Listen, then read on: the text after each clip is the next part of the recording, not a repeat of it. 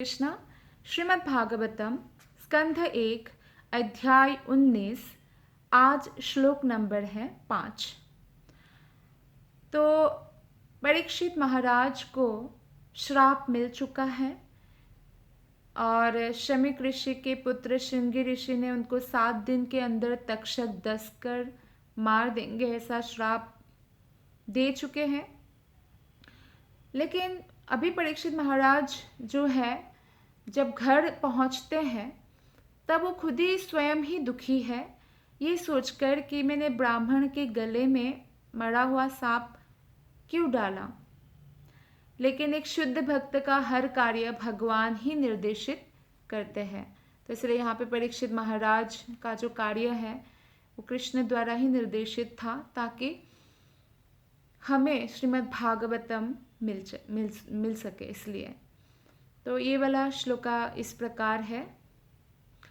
अथो विहाये मममुं च लोकं विमर्शितो हेयतया पुरस्तात् कृष्णाङ्घ्रिसेवामधिमन्यमान उपाविशत्प्रायममर्त्यनद्याम् अथो विहाये मममुं च लोकं विमर्शितो हेयतया पुरस्तात् कृष्णाङ्घ्रिसेवामधिमन्यमान उपाविशत्प्रायममर्त्यनद्याम्।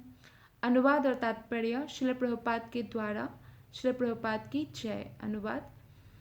महाराज परीक्षित आत्म साक्षात्कार के अन्य समस्त विधियों को छोड़कर अपने मन को कृष्ण भावनामृत में एकाग्र करने के लिए गंगा नदी के तट पर दृढ़तापूर्वक बैठ गए, क्योंकि कृष्ण की दिव्य प्रेममयी सेवा सर्वोच्च उपलब्धि है और अन्य समस्त विधियों को मात करने वाली है।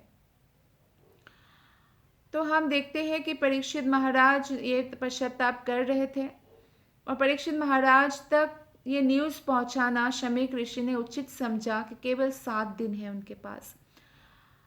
और फिर परीक्षित महाराज ने पवित्र नदी गंगा के तट पर दृढ़तापूर्वक बैठ गए। और हम आगे देखेंगे कि सुखदेव गोस्वामी जो है उनको कथा कहेंगे भागवतम का। ये शुक्रताल है, अभी भी ये जगह है और इस जगह पर परीक्षित महाराज को सुखदेव गोस्वामी ने हजारों ऋषियों की उपस्थिति में श्रीमद् भागवतम सुनाया था। महाराज परीक्षित जैसे भक्त के लिए कोई भी भौतिक लोक, भले ही वो सबसे उच्च ब्रह्मलोक ही क्यों ना हो, वो उसकी आकांक्षा नहीं करते हैं। वो भगवान श्री कृष्ण के गोलक धाम जो कृष्ण के निवास स्थान है वो वांछनीय होता है भक्तों के लिए। ये पृथ्वी लोक जो है, ऐसे बहुत सारे लोक है, बहुत सारे ब्रह्मांड है और ऐसे बहुत सारे ब्रह्मांड में बहुत सारे आत्माएं जो है जन्म और मृत्यु के चक्र में पड़े रहते हैं। लेकिन परीक्षित महाराज जैसे भक्त इस जन्म मृत्यु से परे हैं। वे भगवान के शुद्ध भक्त है और भक्तों को भगवान द्वारा तथा भगवान के प्रतिनिधि गुरु या आचार्यों के द्वारा बतलाया जाता है कि असंख्य जो ब्रह्मांड है उसमें कोई भी ग्रह भक्त के रहने योग्य नहीं है। इसलिए भक्त हमेशा अपना घर भगवत धाम वापस जाने के इच्छुक रहते हैं। जैसे कोई इंडिया छोड़कर पढ़ने के लिए जाता है ना अमेरिका, तो वो सोचता है कि कुछ साल जॉब करके मैं वापस भारत में ही सेटल हो जाऊं जो मेरा घर है। तो ऐसे ही आत्मा जन्म तो लेते हैं भौतिक संसार में, लेकिन यही सोचते हैं कि मेरा ओरिजिनल घर जो है, भक्त को पता होता है कि वो भगवान कृष्ण के लोक है गोलक धाम, तो वही जाने के लिए वो प्रयत्न करते हैं। क्योंकि यहाँ पे कोई कितना ही बार जन्म ले, चाहे वो ब्रह्मा ही क्यों ना हो या कोई साधारण राजा की तो बात ही कुछ और है, तो सबको जन्म लेना पड़ता है, मृत्यु भी प्राप्त करना पड़ता है। लेकिन भगवान के धाम में वैकुंठ लोक में ये जन्म मृत्यु का चक्कर नहीं है। महाराज परीक्षित वैष्णव भक्तों के उच्च कुल में जन्म लिया। सारे पांडवगण कृष्ण के परम भक्त थे और उनके ही नाती है परीक्षित महाराज, तो इसलिए उनको सभी ज्ञान भी प्राप्त था। जो आधुनिक वैज्ञानिक हैं वो चंद्रमा तक जाना चाहते हैं क्योंकि उनको वैकुंठ लोक के बारे में पता नहीं है, और वैकुंठ लोक में जाने के लिए मनुष्य जीवन कितना मूल्यवान है ये भी नहीं पता है। और वो लोग चंद्रमा ही नहीं पहुंच पा रहे हैं तो ब्रह्मलोक तक पहुंचना तो कल्पना से भी परे है। ऐसा वैज्ञानिकों का कहना है कि स्पुतनिक से अगर ब्रह्मलोक तक पहुंचने की कोशिश भी किया जाए तो 40,000 वर्ष लग जाएगा, और 40,000 वर्ष कोई किसी का भी उम्र नहीं होता है, वो 100 साल ही बहुत जी जाए तो बहुत है। लेकिन महाराज परीक्षित जैसा भक्त ना स्वर्गलोक ना चंद्रलोक ना सूर्यलोक कहीं भी नहीं जाना चाहते हैं। वे तो भगवान कृष्ण के चरण कमलों में रहना चाहते हैं। तो इस श्लोक में अमर्त्या शब्द का उपयोग हुआ है संस्कृत में। अमृता मतलब दिव्य नदियाँ। दिव्य नदियाँ है गंगा और यमुना, और गंगा तो भगवान श्री कृष्ण के चरण कमलों से निकली ही है। और कृष्ण के चरण कमल को जब बलि महाराज ने 3 पग जमीन वामन अवतार को दिया था कृष्ण के, तब ब्रह्मलोक तक जब पाँव फैलाया उन्होंने, पहला जो स्टेप, पहला पग जमीन लेने के लिए, तो ब्रह्मा जी ने अपने कमंडलों से उनका चरण धुला भगवान का। और भगवान के चरण कमलों में हमेशा तुलसी दल रहता है और चरण रज भी होता है कृष्ण के, तो वो धुलकर जो है गंगा जी प्रकट हुई है, और इसलिए गंगा नदी अत्यंत पवित्र है। और यमुना नदी को गंगा नदी से भी पवित्र माना गया है, क्योंकि गंगा नदी तो भगवान के चरण कमलों से निकली, लेकिन यमुना नदी में तो कृष्ण का चरण कमल कृष्ण ने कितनी बार रखा।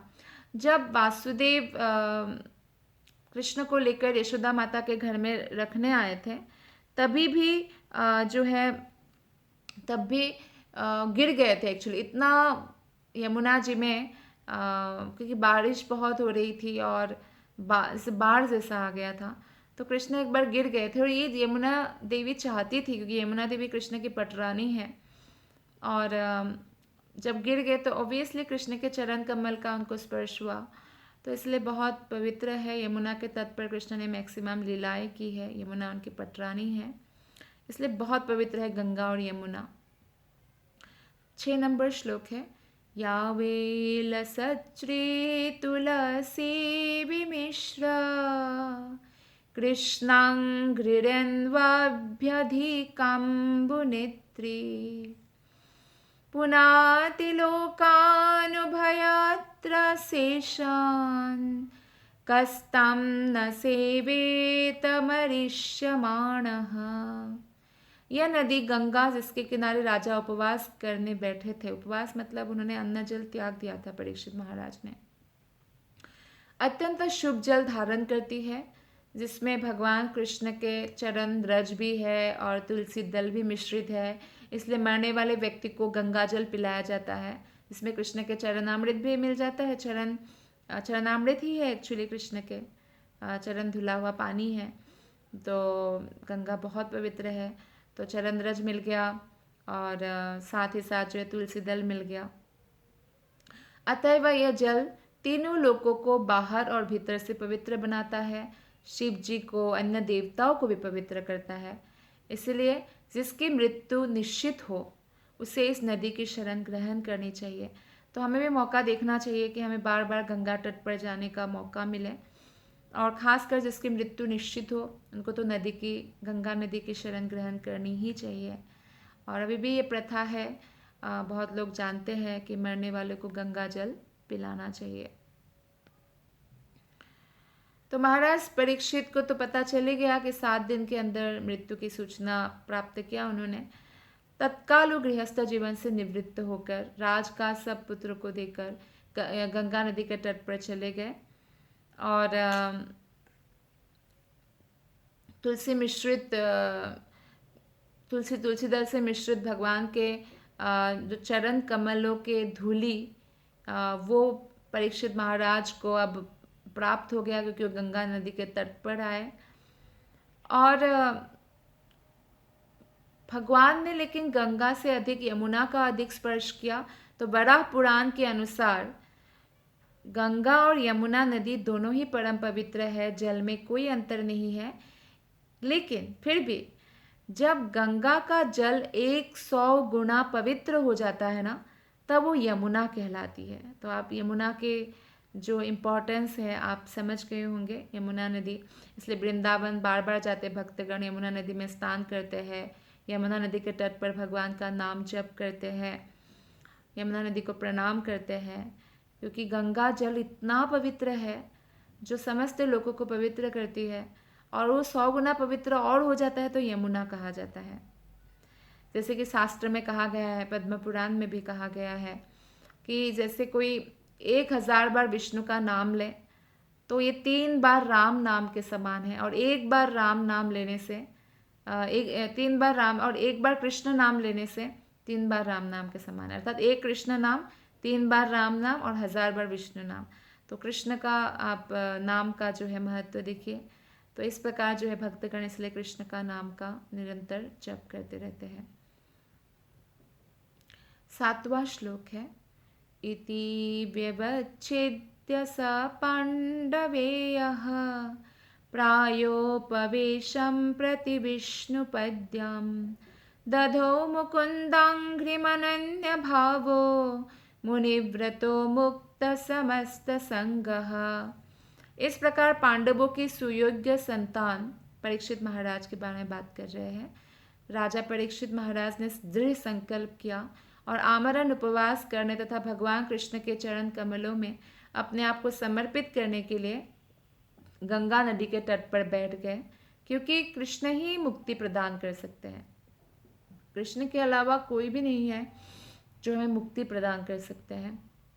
तो इस प्रकार उन्होंने अपने आप को समस्त संगतियों तथा आसक्तियों से मुक्त करके मुनि का व्रत स्वीकार किया। हमें समस्त आसक्तियों से मुक्त हुए बिना हम भौतिक बंधन से मुक्त नहीं हो सकते। तो ये बहुत आवश्यक है।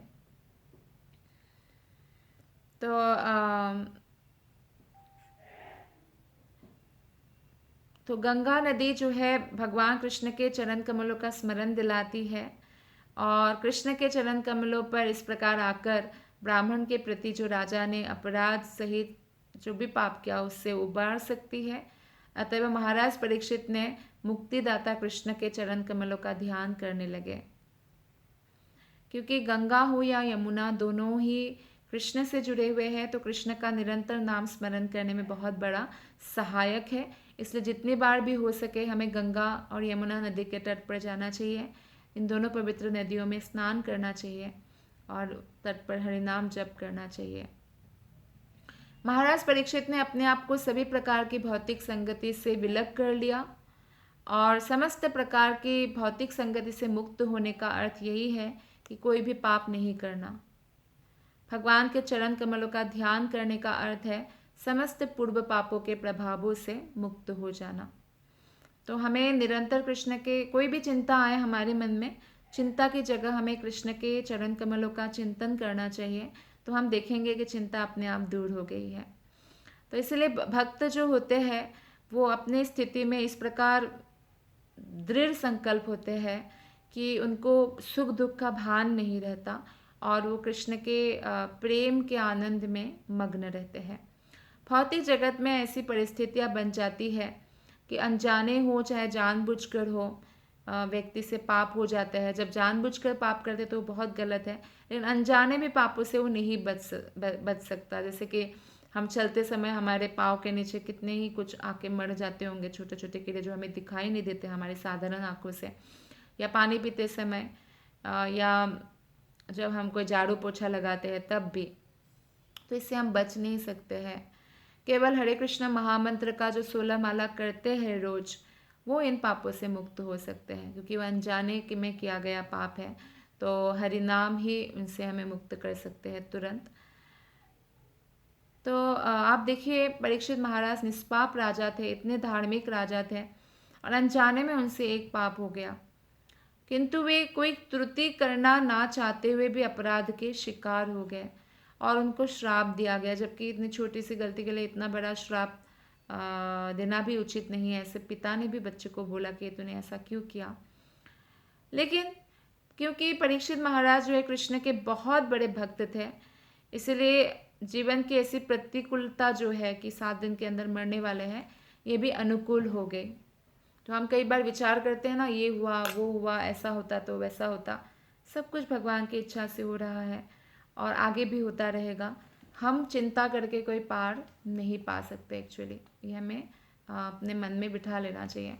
तो हम कोई भी चिंता से मुक्त रह सकते हैं।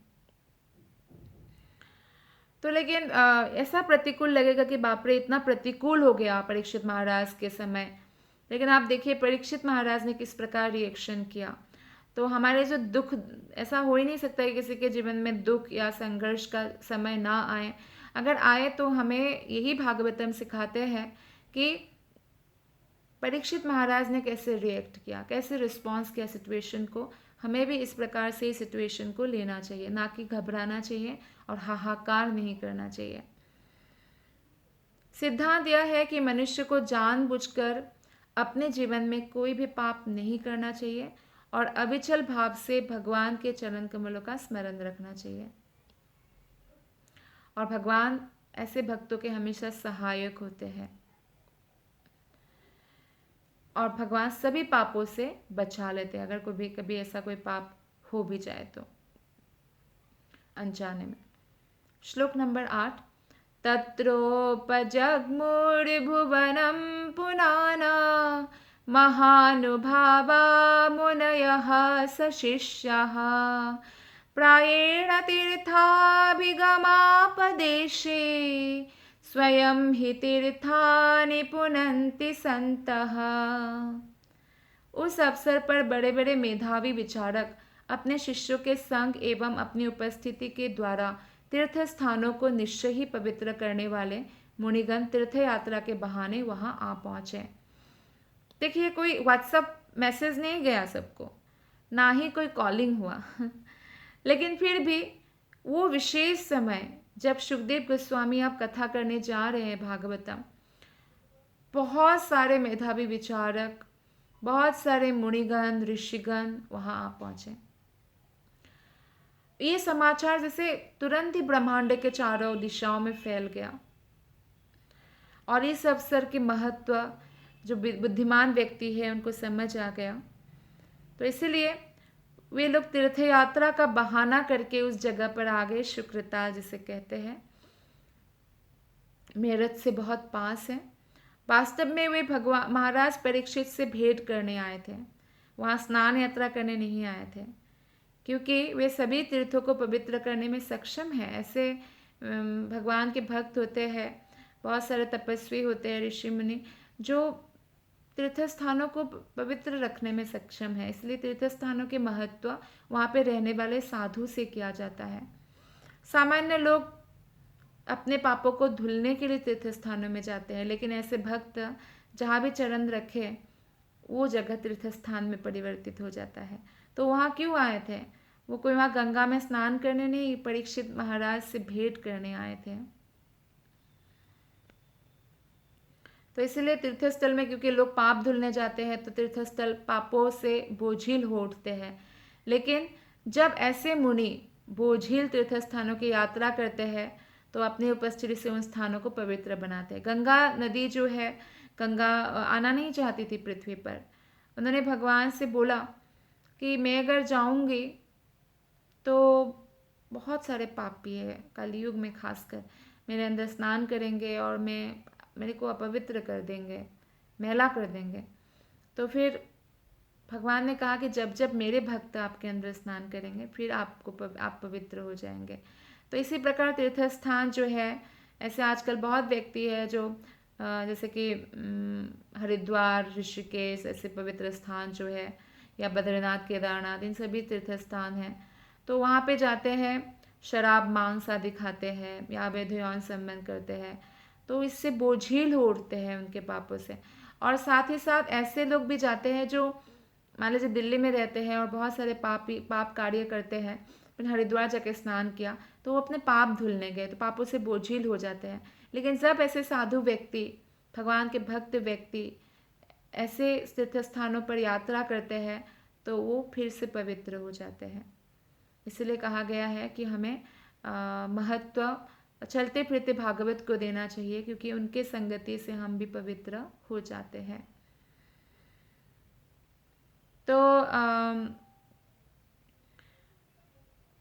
तो ऐसा जो लोग आए थे वहाँ पे ऋषि मुनिगण, तो वो अपने आप को पवित्र करने की परवाह नहीं थी, वो बहुत पवित्र थे।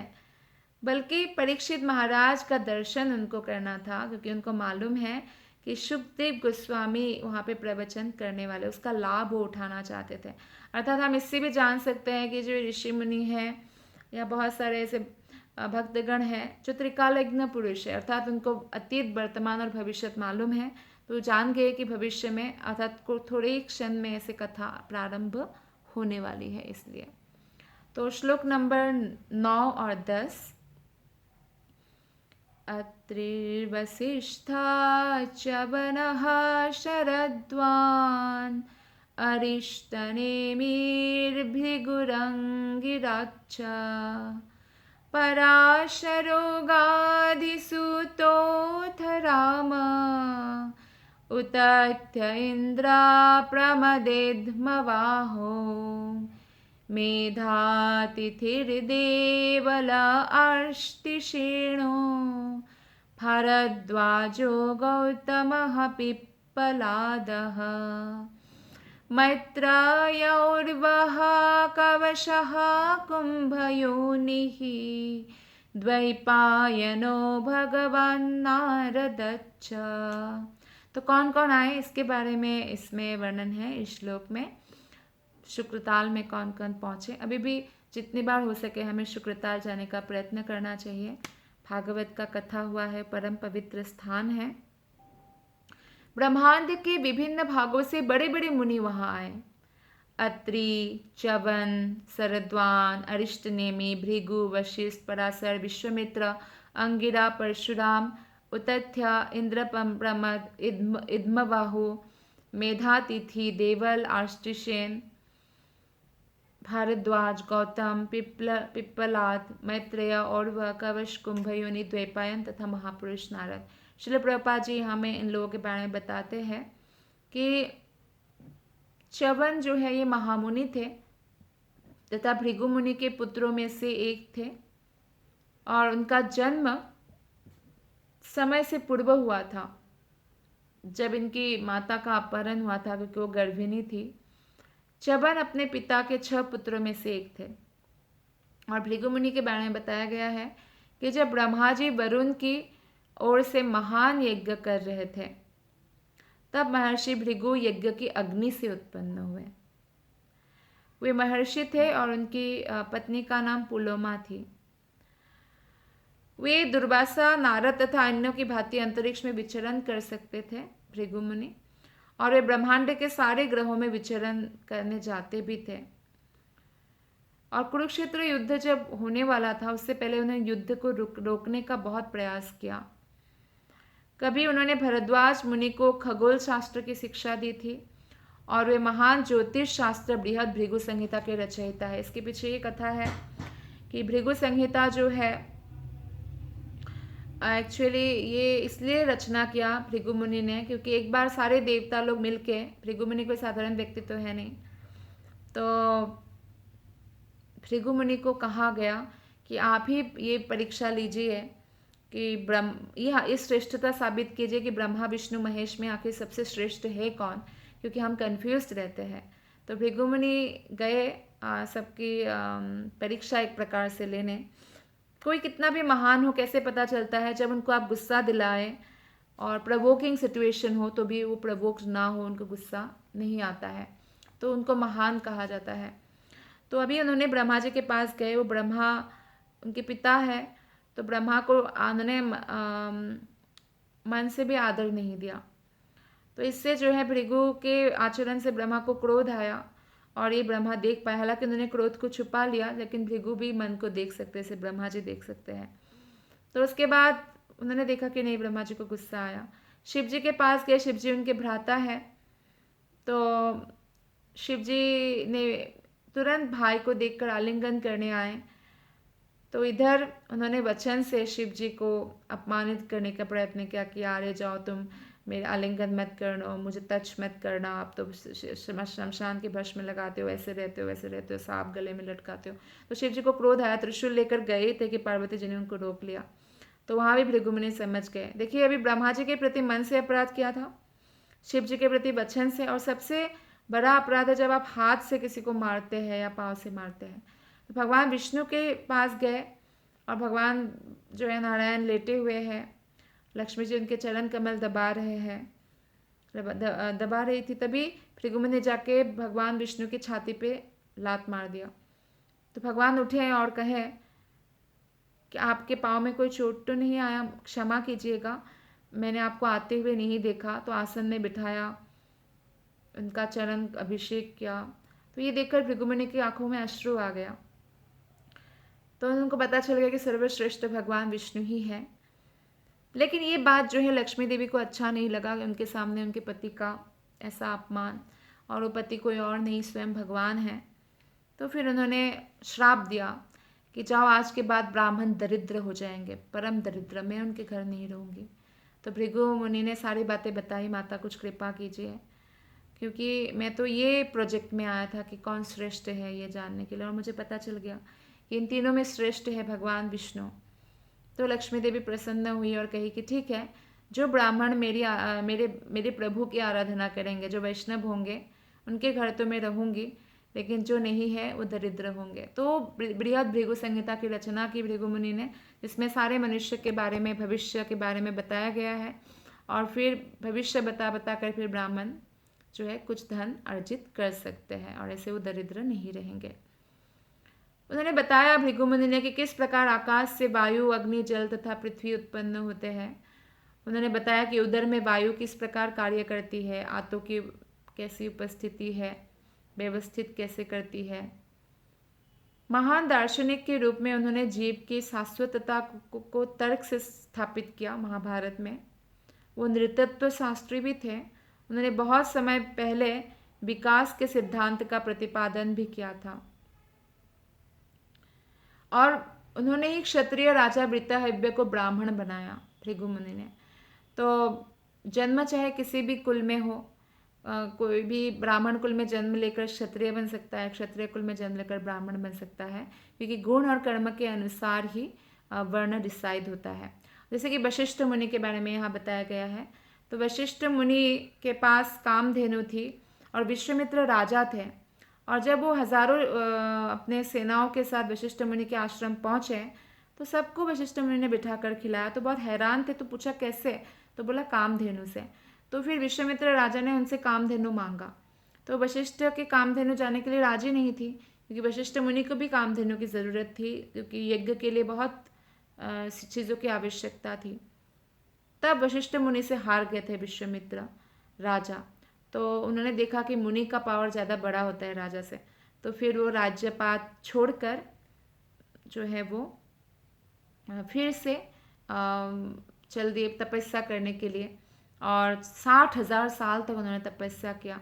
हम विश्वामित्र को मुनि के रूप में जानते हैं, ऋषि के रूप में, हम उनको राजा के रूप में नहीं जानते।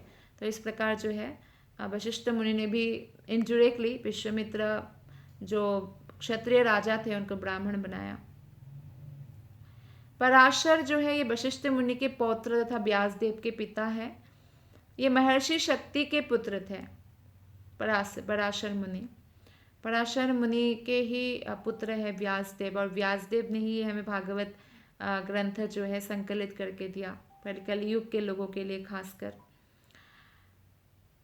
तो जब वे अपने माता के गर्भ में थे पराशर मुनि, तब उनकी माता केवल 12 वर्ष की थी, और माता के गर्भ में ही पराशर मुनि ने वेद भी सीखा। उनके पिता का वध कल्माशपाद नामक असुर ने किया था, इसलिए बदला लेने के लिए उन्होंने संपूर्ण संसार को विनष्ट करना चाहा। लेकिन उनके जो पितामह है वशिष्ठ, उन्होंने रोका उनको कि ऐसा नहीं करना। तब उन्होंने राक्षस वध यज्ञ संपन्न किया, लेकिन महर्षि पुलत्स्य ने उन्हें रोका। फिर बाद में सत्यवती, क्योंकि नौका चलाती थी, वो मछुआरे की बेटी थी और असल में वो एक राजा की पुत्री थी। और राजा जब चले गए थे शिकार में, तो तभी जो है उनको इच्छा हुई, उनकी पत्नी का भी समय आया, पुत्र धारण करने का समय आया, तो वीर्य भेज दिया था राजा ने पक्षी के उसमें बांध कर। तो छील ने आक्रमण करने के कारण वो वीर्य पानी में गिर गया। फिर एक मछली, फीमेल मछली, वो वीर्य पीती है और उनके मछुआरे को वो मछली मिलती है जो बहुत बड़ी होती है, एक लड़का एक लड़की उसके पेट में वो पाता है। तो अद्भुत एक घटना देखकर वो अद्भुत चीज़ों को राजा को भेंट कर देते पहले के लोग। तो फिर मछुआरे लेके गए, तो राजा का, वही राजा जिस राजा का वीर्य पीकर मछली प्रेग्नेंट हुई थी, तो वही राजा का जो है, राजा ने देखा कि पुत्र और पुत्री दो है, जुड़वा है, मछली के पेट में पाया गया। तो राजा ने पुत्र रख लिया और पुत्री गिफ्ट के तौर पर मछुआरे को दे दिया। वो भी दिव्य पुत्री थी, वो एक्चुअली राजा की पुत्री थी जन्म से, लेकिन कर्म से वो मछुआरे की पुत्री थी और मछुआरे की ही मदद कर रही थी, नौका चलाती थी।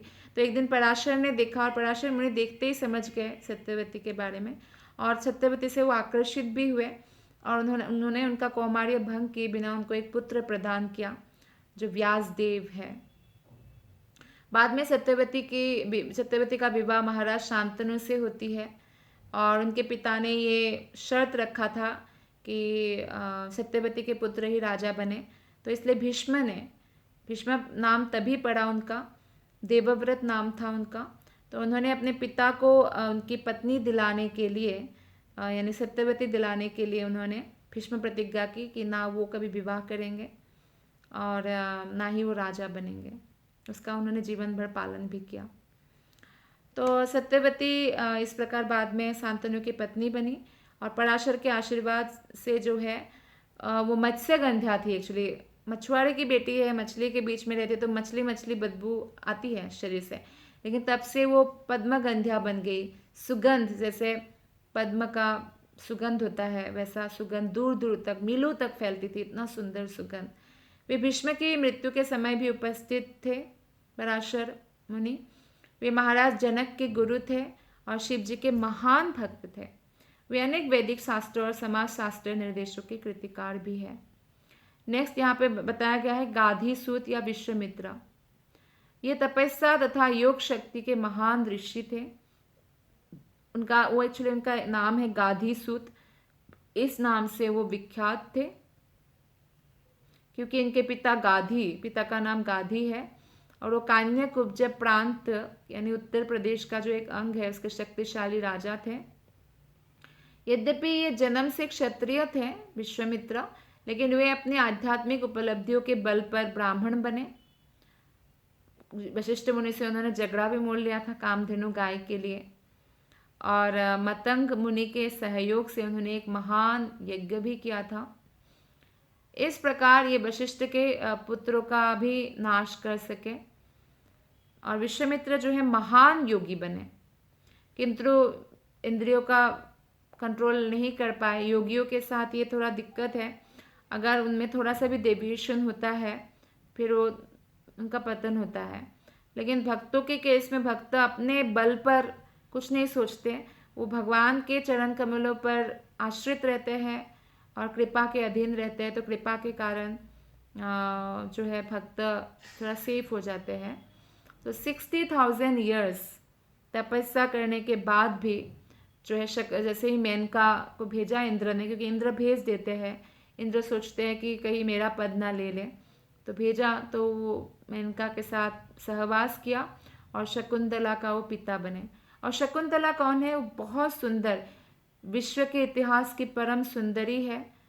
बाद में शकुंतला का विवाह दुष्यंत राजा से होते हैं और उन लोगों का एक बेटा भी होता है भरत, बहुत ही पराक्रमी बेटा। एक बार जब वो एक क्षत्रिय राजा थे विश्वामित्र, तो वे वशिष्ठ मुनि के आश्रम गए और तभी जो है ये झगड़ा हुआ था और फिर वो इसका फल ये हुआ कि वो भी मुनि बन गए। परशुराम आपको मालूम है, परशुराम जो है भगवान के एक अवतार है ब्राह्मण कुल में तो जन्म लिया जमदग्नि ऋषि से, पर वो क्षत्रिय का कार्य करते हैं। और लेकिन उन्होंने अधार्मिक बहुत सारे राजाओं का, क्षत्रिय राजाओं का संहार भी किया। उतथ्य ये महर्षि अंगिरा के 3 पुत्रों में से एक और महाराज मंधाता के गुरु थे। उन्होंने सोम चंद्रमा की पुत्री भद्रा से विवाह किया था, और जब वरुण ने इनकी पत्नी भद्रा का अपहरण कर लिया था तो जल देवता वरुण के अपराध का बदला लेने के लिए ये संसार भर का पानी पी गए थे। उतथ्य ये कोई साधारण नहीं थे। तो उन्होंने, आपको याद होगा मंधाता राजा वही है जिनकी 50 राजकुमारियों से सौभरी मुनि ने विवाह किया था। तो उनके ये गुरु थे, और एक बार जल देवता से बदला लेने के लिए उन्होंने पूरे पानी भी पी लिया था संसार भर के। मेधा तिथि का नाम भी उल्लेख है, वो भी परीक्षित महाराज के वहाँ परीक्षित महाराज से भेंट करने आए थे, भागवत कथा सुनने आए थे। ये प्राचीन काल के एक वृद्ध मुनि राजा इंद्रदेव के सभासद थे। उनके पुत्र का नाम कण्व मुनि है, जिन्होंने वन में शकुंतला का पालन किया था। शकुंतला का जन्म विश्वामित्र और मेनका अप्सरा से हुआ था, तो कण्व मुनि ने पालन पोषण किया था। वानप्रस्थ आश्रम का दृढ़ता से पालन करते हुए उन्होंने, मेधातिथि ने स्वर्गलोक की प्राप्ति की। देवल ये नारद मुनि तथा व्यासदेव के भांति महान विशेषज्ञ थे। जब अर्जुन ने कृष्ण को पूर्ण पुरुषोत्तम भगवान के रूप में स्वीकार किया तो भगवत गीता में उल्लेखित महापुरुषों की सूची में भी इनका नाम है, असित देवल, तो इनका उल्लेख भी है। और ये कुरुक्षेत्र के युद्ध के बाद महाराज युधिष्ठिर से मिले देवल ऋषि।